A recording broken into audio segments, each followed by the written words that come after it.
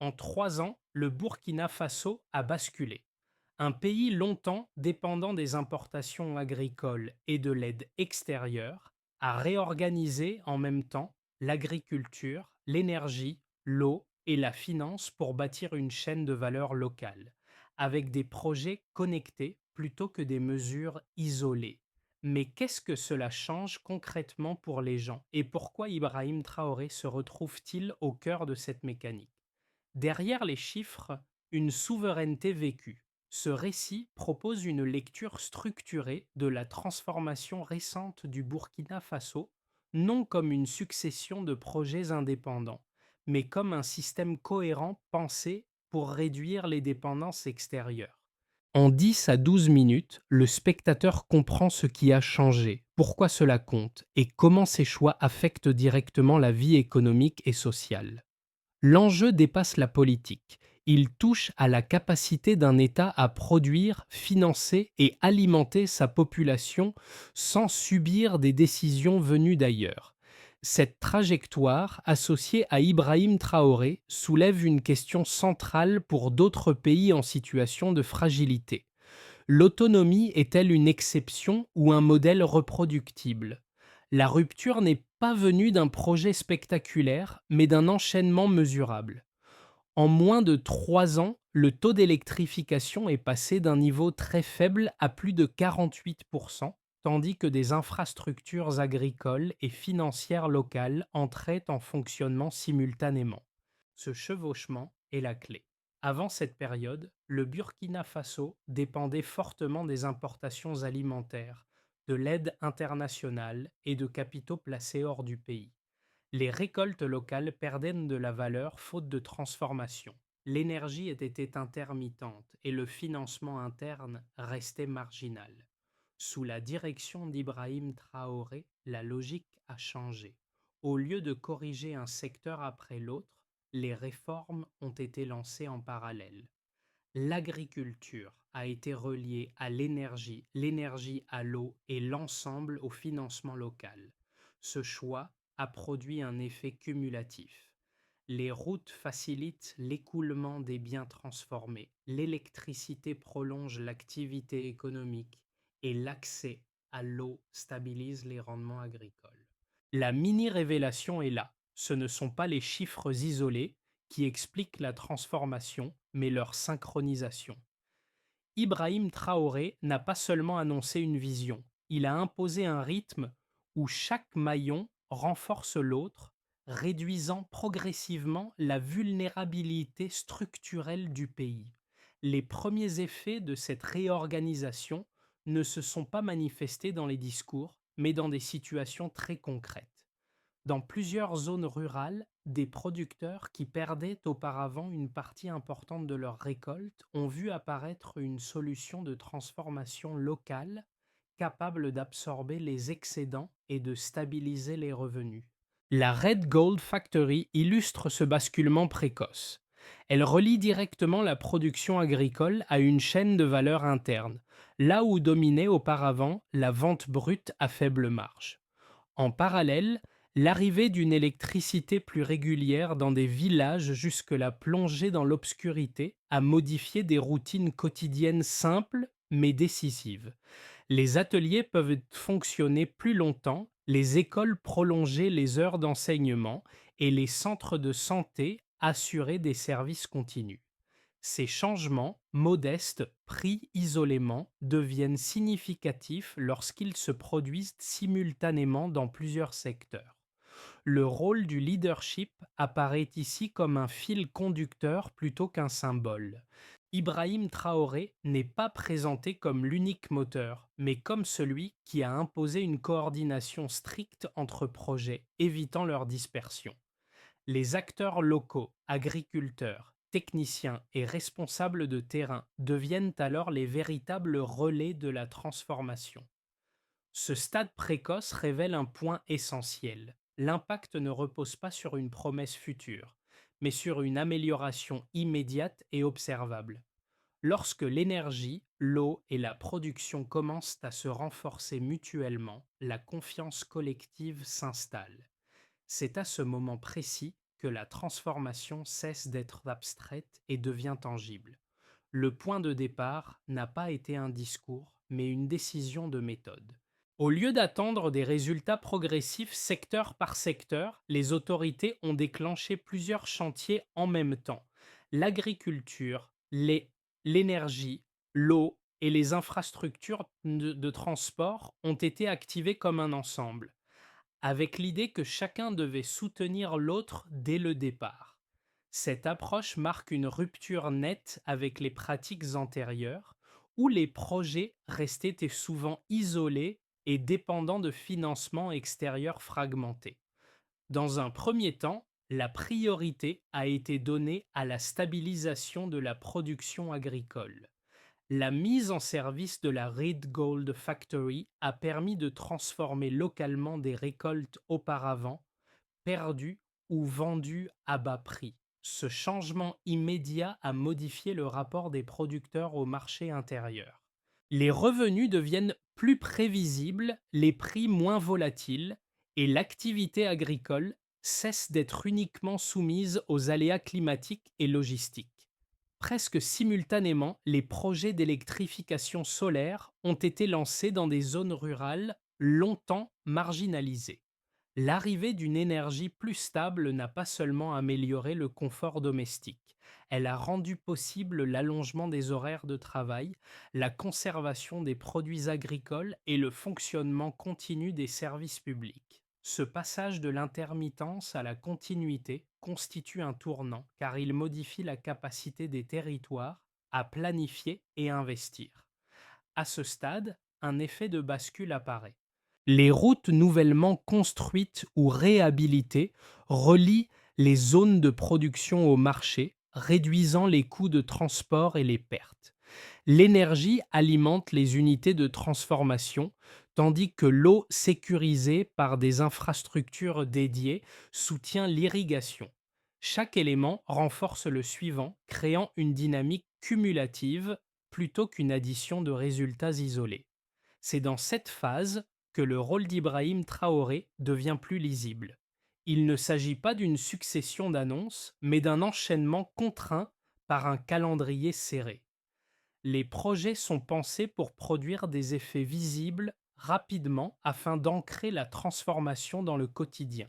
Lorsque les premiers résultats apparaissent, ils servent de justification aux étapes suivantes, accélérant encore le processus. La séquence atteint son point culminant lorsque les retombées économiques commencent à se consolider. Les producteurs écoulent leurs biens transformés, les échanges entre zones rurales et urbaines s'intensifient et la perception d'un avenir plus stable se diffuse. Ce n'est plus seulement une réforme technique, mais un changement de trajectoire. Après cette phase d'activation, une question demeure. Comment mesurer précisément ce basculement et en évaluer la solidité à long terme? Pour commencer, un premier indicateur permet de mesurer l'ampleur du changement énergétique. Avant le lancement des réformes, moins de 15% des villages disposaient d'un accès permanent à l'électricité. En quelques années, ce taux a dépassé 48% avec des pointes bien plus élevées dans certaines zones rurales ciblées par l'électrification solaire. Ce passage d'un accès marginal à une couverture élargie ne représente pas seulement une amélioration technique, il modifie la structure même de l'activité économique locale. Une énergie plus continue signifie des journées de travail prolongées, des services publics plus fiables et une capacité accrue à transformer les produits sur place. Ensuite, un deuxième indicateur concerne l'agriculture, longtemps identifié comme un point de vulnérabilité majeur. Avant la mise en service des unités de transformation, des volumes importants de récoltes étaient perdus faute de débouchés ou d'infrastructures adaptées. La Red Gold Factory a changé cet équilibre. En 3 ans, plus de 100 000 tonnes de tomates ont été traitées localement, générant plus de 8 millions de dollars de revenus. Ce chiffre ne doit pas être lu isolément. Il correspond à une stabilisation des prix intérieurs et à une réduction de la dépendance aux importations de produits transformés. L'agriculture cesse alors d'être uniquement une activité de subsistance pour devenir un moteur économique structuré.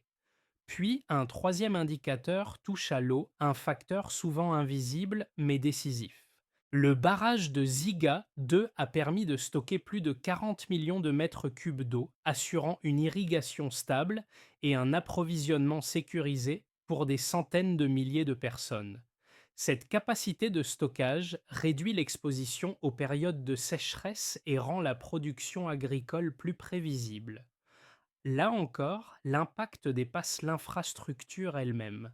La sécurité hydrique soutient la sécurité alimentaire, qui à son tour influence les prix et la stabilité sociale. À ces données s'ajoute un signal financier révélateur. Avant 2022, une large part des dépôts bancaires était placée à l'étranger, limitant les capacités d'investissement internes. Avec l'expansion de la Birkenbank et l'ouverture de dizaines d'agences, près de 60% des dépôts ont été rapatriés. Ce retour des capitaux alimente les microcrédits et finance des projets locaux, créant un circuit économique plus autonome.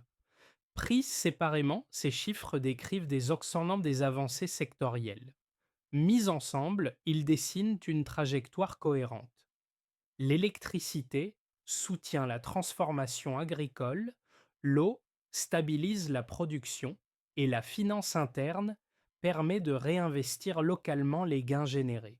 Sous la direction d'Ibrahim Traoré, cette logique chiffrée sert de colonne vertébrale aux décisions politiques. La question n'est plus de savoir si la transformation est réelle, mais si ce modèle résistera aux pressions extérieures et au temps long. D'abord, une première objection repose sur une contrainte structurelle. Selon cette lecture, un pays comme le Burkina Faso ne peut pas réellement réduire sa dépendance aux importations et à l'aide extérieure sans disposer au préalable de ressources financières abondantes. Les investissements dans l'énergie, l'eau ou les infrastructures exigent des capitaux importants, difficiles à mobiliser sans soutien international durable. Une stratégie trop rapide risquerait alors d'épuiser les finances publiques et de créer de nouveaux déséquilibres, notamment en cas de choc extérieur ou de mauvaise saison agricole. Ensuite, une deuxième objection concerne le rythme des réformes. L'activation simultanée de plusieurs secteurs est perçue comme un facteur de risque social. Des transformations trop rapides peuvent désorganiser les chaînes d'approvisionnement existantes, fragiliser certains acteurs économiques et provoquer des tensions locales. Dans ce scénario, l'autonomie recherchée pourrait se retourner contre ses promoteurs en générant une instabilité plus coûteuse que la dépendance initiale. Ces arguments ne sont pas théoriques. Ils s'appuient sur des précédents observés dans d'autres pays de la région. Pourtant, les données issues des réformes récentes apportent une réponse nuancée. Les investissements n'ont pas été dispersés, mais ciblés sur des infrastructures interconnectées, capables de produire des effets cumulés. L'énergie soutient immédiatement la production et les services, l'eau sécurise les rendements et la transformation locale réduit les pertes. Cette synchronisation limite précisément le risque d'asphyxie financière évoqué par la première objection. Quant au rythme, les résultats observés suggèrent un effet inverse à celui redouté. Les projets ont intégré les communautés locales, notamment par l'emploi, la formation et l'accès au financement interne. Plutôt qu'une rupture brutale, les réformes ont renforcé la cohésion autour d'améliorations visibles du quotidien. Sous la direction d'Ibrahim Traoré, la stratégie ne nie pas les risques, mais elle montre qu'un changement coordonné peut, dans certains contextes, réduire la vulnérabilité au lieu de l'accroître. La question se déplace alors. Le danger réside-t-il vraiment dans la vitesse des réformes ou dans leur absence de coordination? Le véritable pivot apparaît lorsque l'on observe comment ces réformes cessent d'être sectorielles pour devenir systémiques. L'électrification ne sert pas uniquement à éclairer les foyers. Elle alimente directement la transformation agricole, soutient les services plus dans les publics et sécurise l'activité économique. L'eau, rendue plus stable par des infrastructures dédiées, ne répond pas seulement à une urgence sanitaire. Elle garantit des cycles agricoles réguliers et réduit l'incertitude pour les producteurs. La finance locale, enfin, ne se limite pas à des chiffres bancaires. Elle devient le lien qui permet de réinjecter les gains dans le système productif. À ce stade, la transformation change de nature. Elle ne repose plus sur la réussite isolée d'un projet, mais sur l'interdépendance assumée de plusieurs leviers.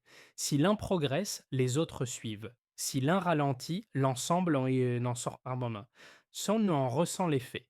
Cette logique explique pourquoi les résultats ont été plus rapides que prévu par de nombreux observateurs. Ibrahim Traoré s'inscrit ici moins comme un symbole politique que comme un point de convergence décisionnelle.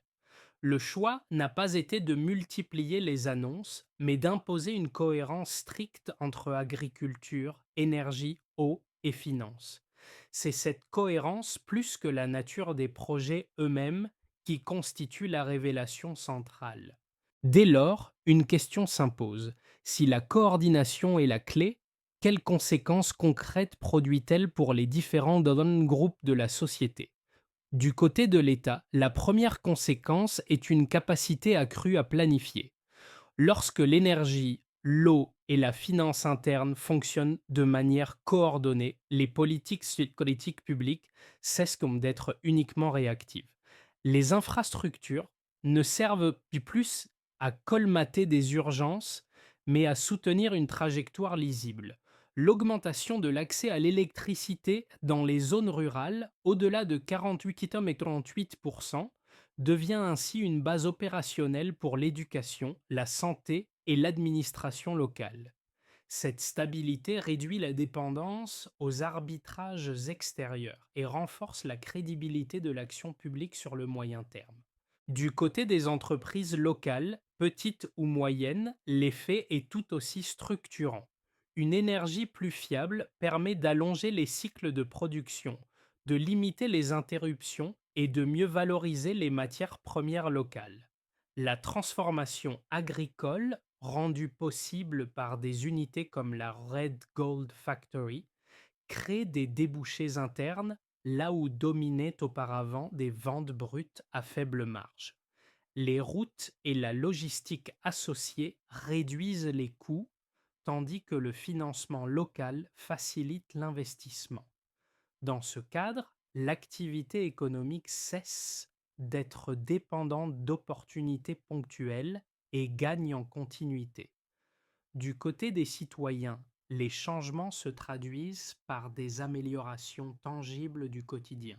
Dans les zones rurales, l'accès à l'électricité prolonge les heures d'études, permet le fonctionnement d'ateliers et améliore les services de santé.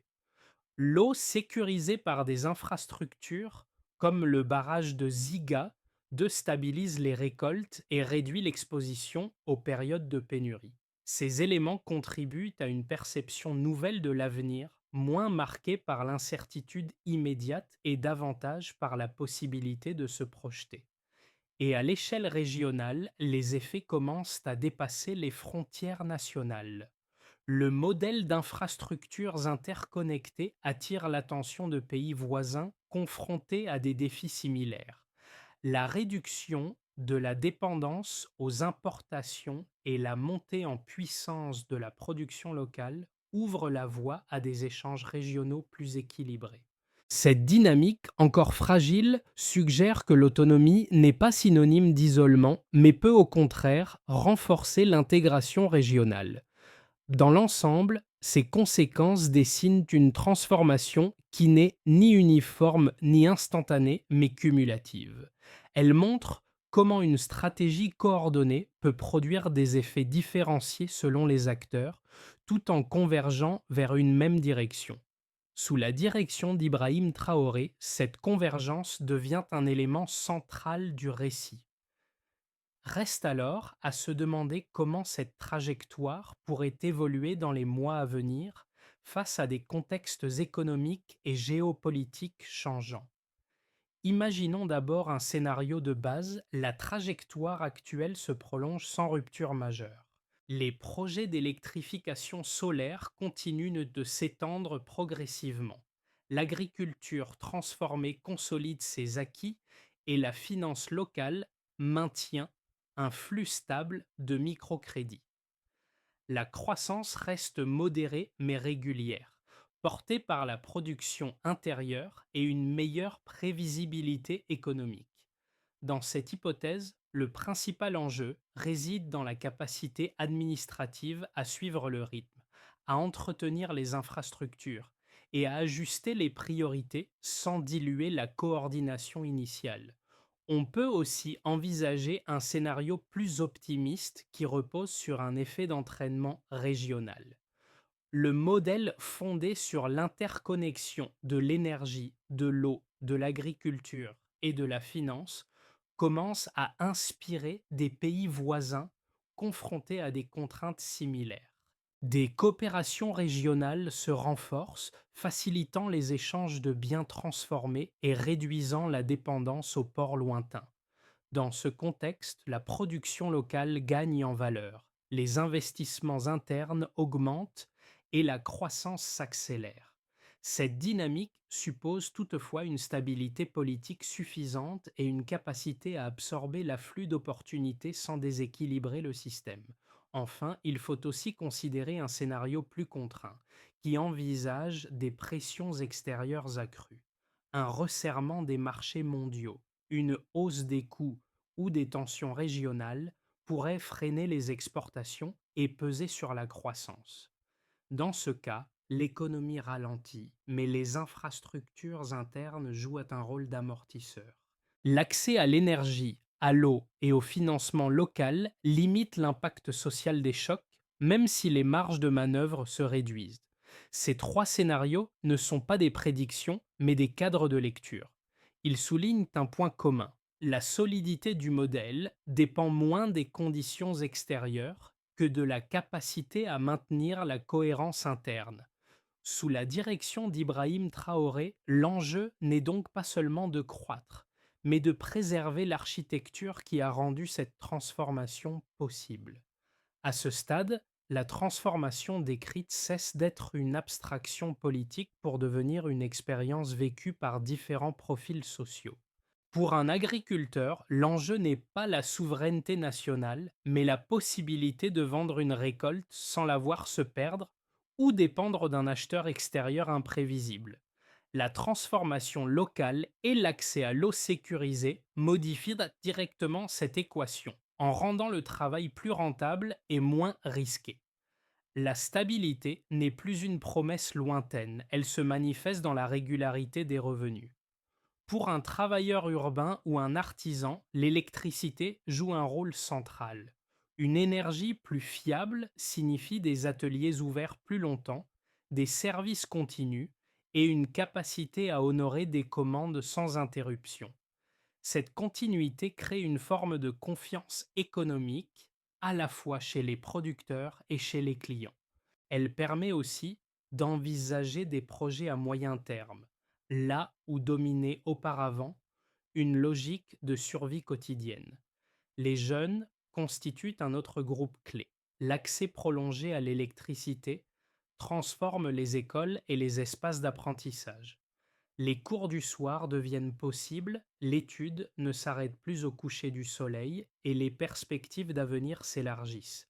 Ce changement, discret en apparence, influence profondément la manière dont une génération se projette dans son propre pays, plutôt que de chercher systématiquement des opportunités ailleurs. Pour l'entrepreneur local, enfin, la finance interne représente un levier décisif. Les microcrédits et le rapatriement des dépôts permettent d'investir sans dépendre entièrement de capitaux extérieurs. Cette autonomie financière renforce le tissu économique local et crée un cercle vertueux entre production, transformation et consommation. Ces situations n'impliquent pas que tout soit résolu. Elle montre plutôt comment des choix structurels se traduisent en effets concrets, perceptibles à l'échelle individuelle.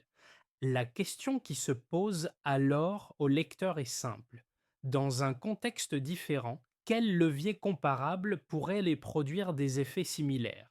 À ce stade, la transformation ne peut se maintenir que si elle est traduite en une séquence d'actions lisibles et vérifiables.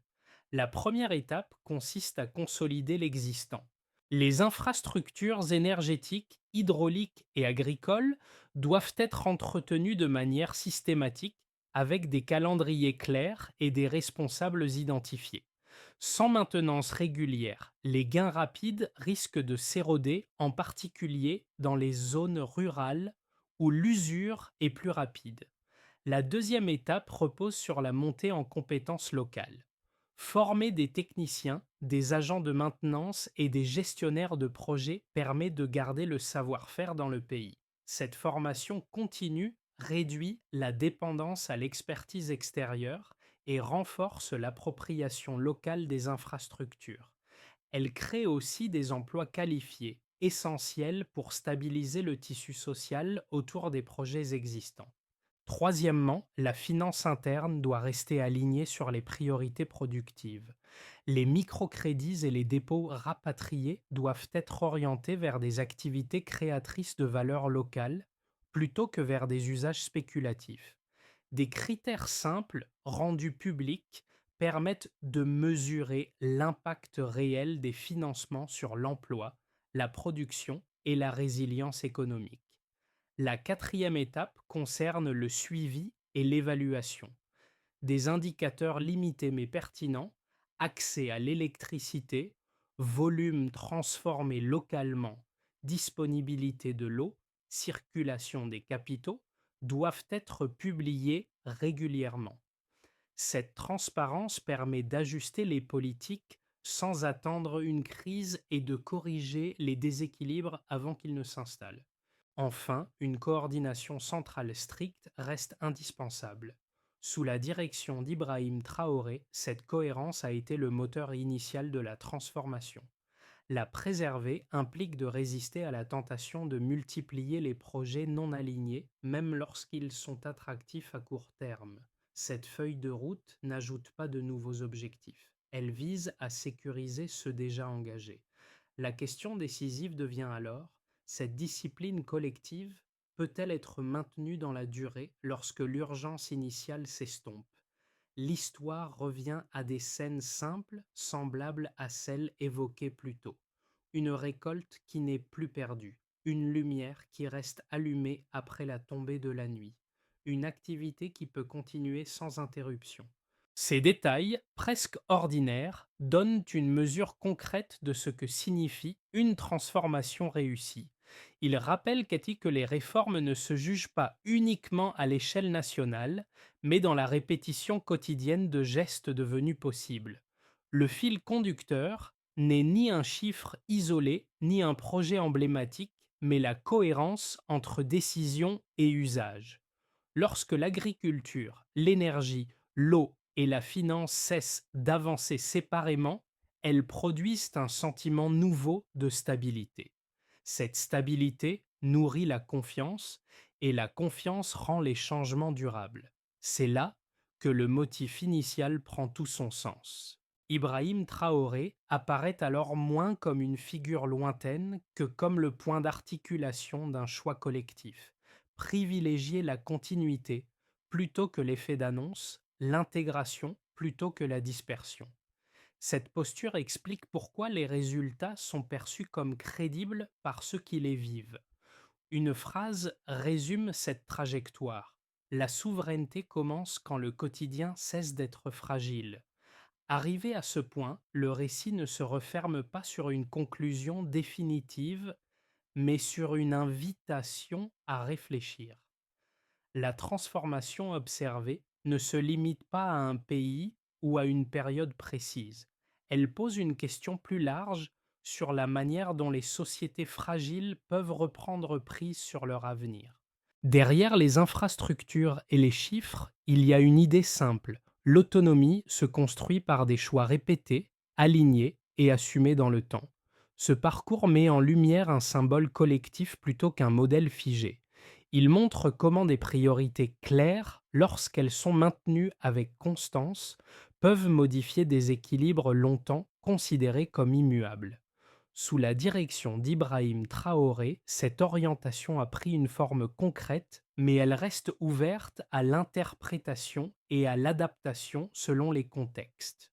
Pour le lecteur ou le spectateur, l'enjeu n'est pas d'adhérer à une narration unique, mais d'identifier ce qui, dans cette expérience, résonne avec d'autres réalités. Quels leviers sont essentiels? Quelle coordination est possible? Quels compromis sont acceptables? Proprement. La discussion ne fait que commencer. À chacun désormais de prolonger la réflexion, d'échanger, de comparer et de questionner. Car si une chose ressort clairement, c'est que les trajectoires collectives se nourrissent autant du débat que de l'action.